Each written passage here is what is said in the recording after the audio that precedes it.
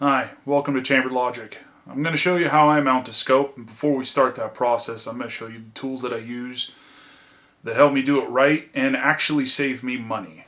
First one I'm going to show you is the Fix-It stick. This guy right here is an inch-pound torque wrench. It allows me to not over-torque the screws. There's multiple different versions out there. I don't think this one is the best, but this is one I use. I've had great success with. The point is, get something that does inch pounds and you could dedicate to your gun and scope mounting kit. That will save you lots of money and headache later on.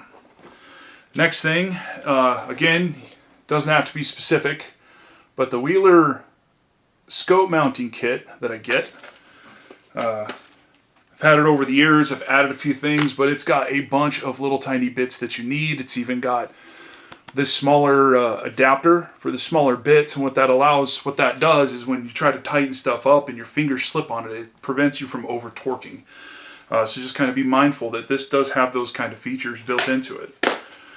The next thing that's something I know a lot of people seem to overlook is a scope leveler. This one I got from Amazon. Again, it's Wheeler.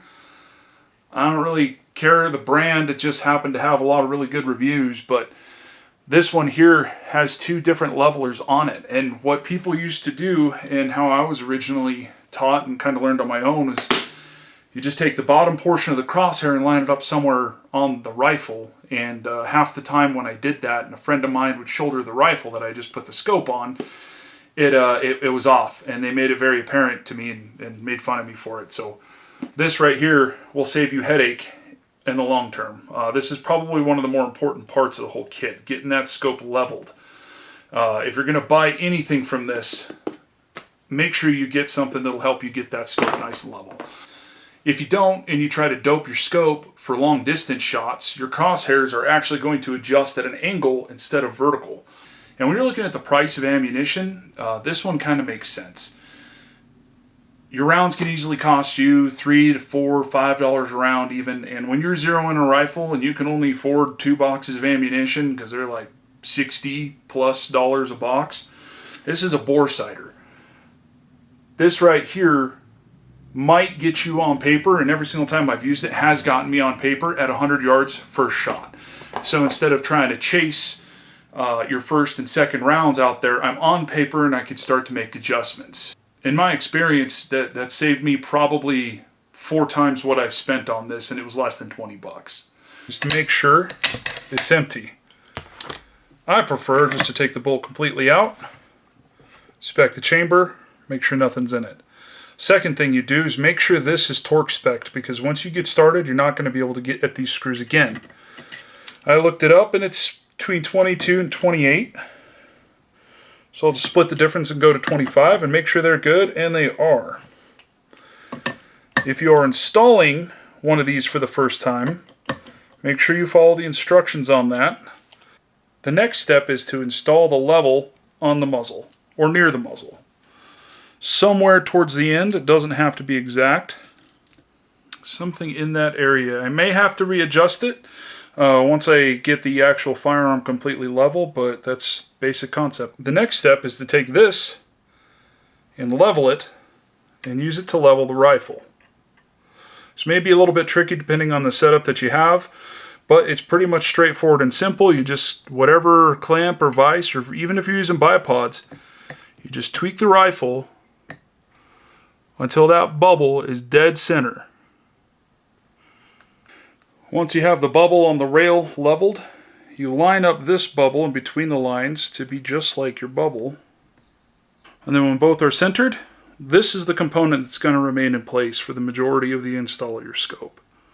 For the scope rings, I'm choosing to use the Vortex ones. This is the bottom half of it, but they have the torque specs written on the components, so you can see on the face of it right there, if it's focusing properly, that it actually tells you what torque spec to use.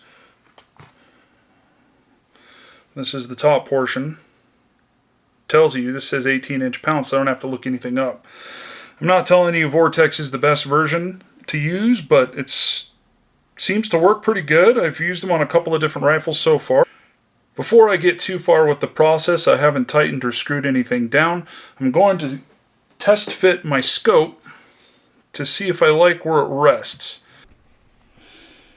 Now you can see the distance. One of the things I'm having to be mindful of is the back corner of the scope mount to the rifle to the magnification adjustment on the rifle. I need to have a little bit of playroom in there so that components moving around don't hit that. And I've also made sure of my gap between the bottom of my scope and the top of that mount, and also the barrel. So I like where those two are mounted. Reason why I use Loctite: if you're going to be out in the field, you're going to be out hunting critters, you're going to be hiking hills, you're going to be way out there, and you're not going to have a toolkit with you or any real way to zero in a rifle, you want to remove all possibilities of anything coming loose. As I'm putting these in and tightening them up, I am putting forward pressure on this to push it towards the muzzle, because when recoil happens, the rifle gets pushed this way. So if you have all your brackets and scope and brackets, when you have all your scope mounts mounted forward, they can't move. The gun will continuously push back into them, causing the seating to be proper, and you'll have a lot less movement later on. Again, pushing forward on it. Alright, I got these snugged up, but I don't have them torque spec'd. So the way this particular fix-it works is just put it in there, put it in my wrench, and then I can put whatever bit I need right in that. And there I go. And I can see on the markers on the side the 30 inch-pounds that it requires. So I just rotate, twist it, and I bounce between the front and the back one. Like I'll get the front one to about 20, I'll get the back one to about 20, I'll get the front one to 25, and then I'll get the back one to 25.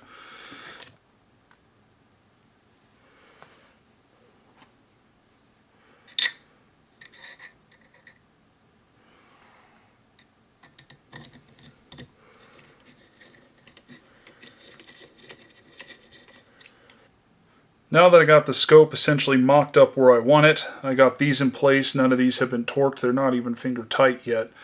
Now what I'm going to do is re-level the scope, or re-level the rifle in association to the level that's on the muzzle.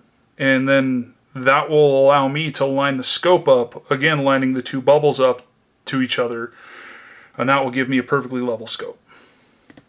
As you can see, that bubble is perfectly level. And that bubble is also perfectly level. This part can get a little bit of annoying. If you've ever changed a tire, I recommend using that same process.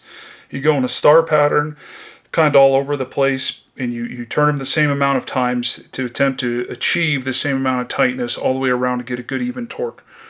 As you tighten this up, this bubble is going to shift because you're applying different forces as you tighten all 8 of these screws. So you need all 8 of these screws to be tightened together. This process can take a little time. Don't get frustrated with it. Remember to be mindful of the inch-pounds of these screws. You do not want to overdo it. So far, everything's looking really good. You can see I also removed my turret cap, so I can also double check underneath that as well. If your turret cap, for whatever reason, might be a rounded surface, this one seems to be pretty flat across the top, and after double checking from the inside, it seemed to work perfectly. But if it's uneven or rounded, remove that and base it on what's underneath the turret cap. You just want to make sure you get consistent results. It's the best way to do it, in my opinion. So now all I got to do is bore sight it and actually take it out to the range and send some rounds down.